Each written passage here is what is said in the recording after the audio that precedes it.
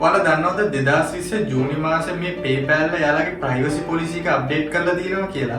මේ අප්ඩේට් එකෙන් පස්සේ අපේ PayPal තියෙන account වලට වගේම අලුතෙන් හදන්න ඉන්න account වලට මොකද්ද සිද්ධ වෙන්නේ කියලා මම මේ වීඩියෝ එකෙන් කතා කරනවා.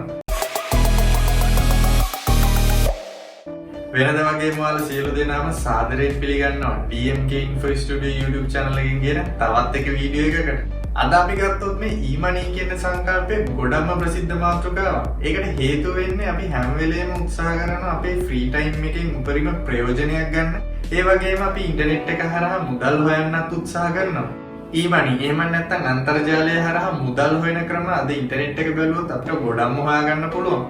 උදාහරණයක් විදියට Fiverr, Upwork, Freelancer මෙන්න මේ කියන වෙබ්සයිට් e-money වෙබ්සයිට් අතර ගොඩක්ම ප්‍රසිද්ධයි. මේ කියන වෙබ්සයිට් වලින් අපි අන්තර්ජාලය හරහා මුදල් හොයන්න ගියාම අපිට වාසි වගේම අවාසිත් ගොඩක් බලාපොරොත්තු වෙන්න සිද්ධ වෙනවා. මෙන්න මේ කියන වෙබ්සයිට් වලින් අපිට ලංකාවට මුදල් ගෙන්න ගන්න අපිට අතරමැදියෙක් පාවිච්චි කරන්න සිද්ධ වෙනවා. මෙන්න මේ කියන අතරමැදියන් අතරින් PayPal කියන ඉන්ටර්මීඩියේට් ගොඩක්ම ප්‍රසිද්ධයි.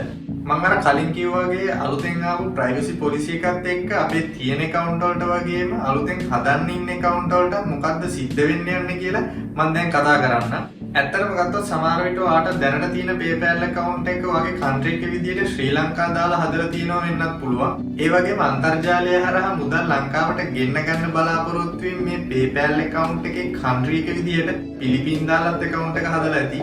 හැබැයි මේ අප්ඩේට් එකත් එක්කම අපිට අලුතෙන් account එකක් හදන්න ඉන්න කෙනෙක්ට මෙන්න මේ කියන පිලිපින් කියන country එක දාලා account එකක් දැනට හදාගන්න බැරි වෙලා තියෙනවා. ඒකට හේතුව අපි කලින් අපේ account එක verify කරගත්තේ අපේ email එක දීලා.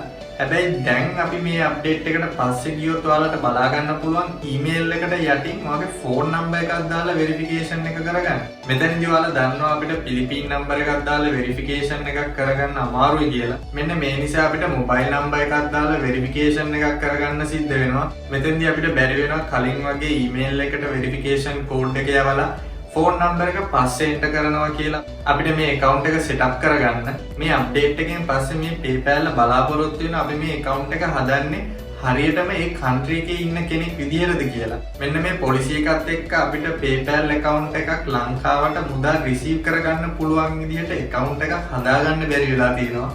ඒකත් එක්ක මම ටිකක් හොයලා බැලුවා අපි දැනට හදාගෙන තියෙන PayPal වලටත් මේ privacy policy එකෙන් අපිට බලපෑමක් එනවද කියලා. වාසනාවකට දැනට අපිට එහෙම බලපෑමක් ඇති වෙලා නැහැ.